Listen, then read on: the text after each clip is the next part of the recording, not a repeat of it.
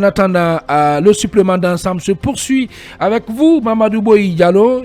Le RPG Arc-en-Ciel qui est très remonté contre le ministre Mori Kondé. Oui, sur la question de savoir, est-ce que la formation politique dirigée par Alpha Condé a refusé de recevoir une mission du MATD?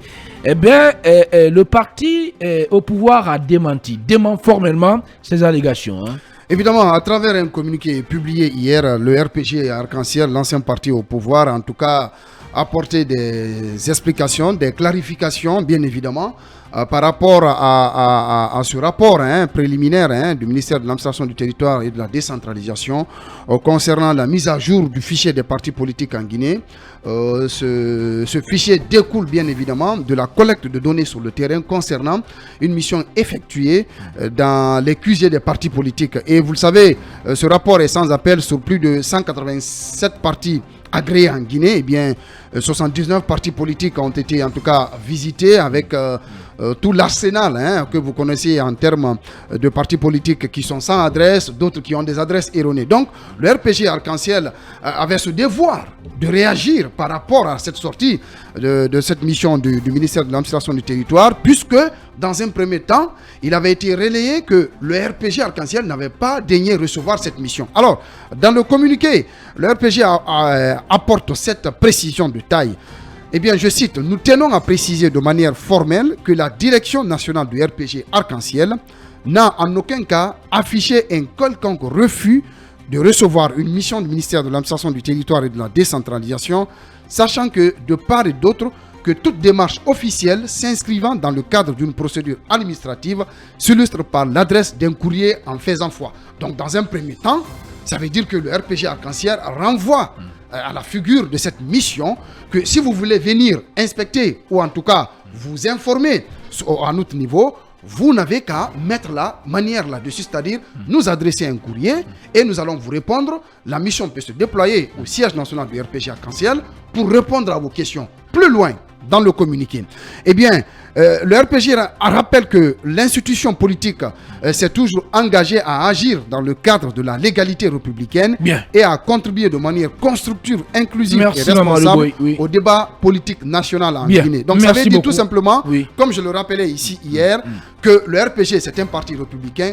En aucun cas, ce parti ne peut s'illustrer dans la violation de l'objectif d'une mission qui est de venir collecter des renseignements à son niveau pour, n'est-ce pas, les publics. Donc, je pense que cette mission... Le RPG qui est rattrapé par le karma. Oui, d'accord, on peut le comprendre. Mais pour ce cas d'espèce, je ne vois pas le RPG refuser, en tout cas, une mission du ministère de l'Administration du Territoire pour venir collecter des renseignements sur la formation politique en question. Mfali Guilavogui, comment vous expliquez ça? Puisqu'à part le RPG, il y a aussi d'autres formations politiques qui s'inscrivent en faux par rapport à tout ce qui a été dit par le MATD en ce qui concerne cette mission qu'il a déployée dans le siège de certains partis politiques. Oui, je pense que c'est une mission noble, une mission à applaudir des deux mains, mais il faut faire beaucoup attention parce que si ceux-là qui sont censés, par exemple, mener la mission avec pédagogie, alors le font avec amateurisme, je pense que ça va créer des problèmes. Et ce qui est en train de se passer, je crois que déjà, il y a des voix qui s'élèvent de part et d'autre pour contester même les chiffres qui ont été évoqués qui ont été donnés par le ministre de la décentralisation.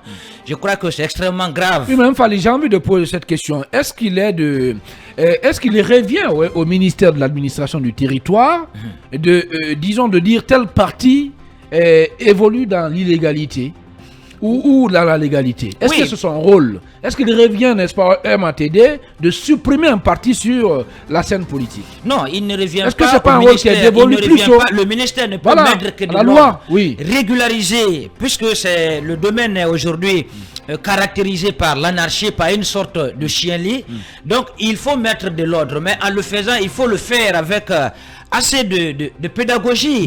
Il y a des critères qui ont été prédéfinis. Il faut aller sur ces critères-là pour pouvoir vraiment mettre de l'ordre. Merci Mais Mfali. si en le faisant déjà, Bien. vous cherchez à créer des problèmes Bien. ou vous présentez des chiffres qui ne tiennent pas la route, là je crois que vous êtes en train de mener une mission qui risque Bien. de se retourner même contre vous. Merci Mfali Guilavogui. Mamadou Abad et le Toubaba, est-ce que vous partagez l'avis de ceux qui pensent aujourd'hui que cette histoire de suppression, si on peut appeler ça comme ça, de partis politiques sur la scène politique est devenue un outil de chantage pour le MATD, pour le gouvernement de la transition, voilà, contre certaines formations politiques qui dérangent, comme l'UFDG par exemple, comme le RPG, l'UFR ou le PDN? Oui, absolument. En une minute. Oui, c'est devenu assez visible, c'est assez clair, je le disais hier. En fait, c'est devenu une sorte d'épée de Damoclès qui plane aujourd'hui sur la tête de ces partis qui dérangent visiblement. Mais ça ne marchera pas. Ça ne marchera pas parce que, je le disais hier, que le multipartisme intégral n'est pas le fruit du hasard, n'est pas la volonté du CNRD. Ça, c'est antérieur au CNRD. Donc, ça c'est le fruit d'un combat démocratique, d'un combat citoyen.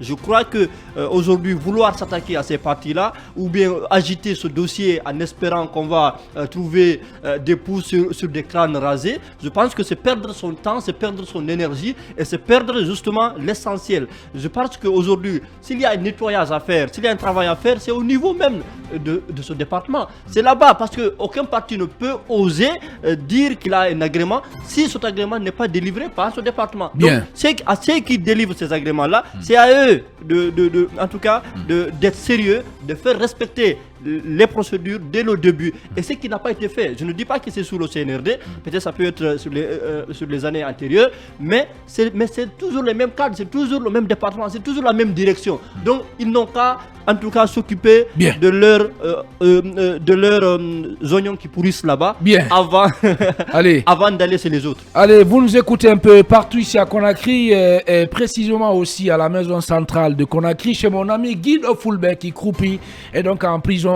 D'ailleurs, pour qui je demande personnellement en tant que citoyen la clémence de la justice. Guy Fulbert ne mérite pas la prison.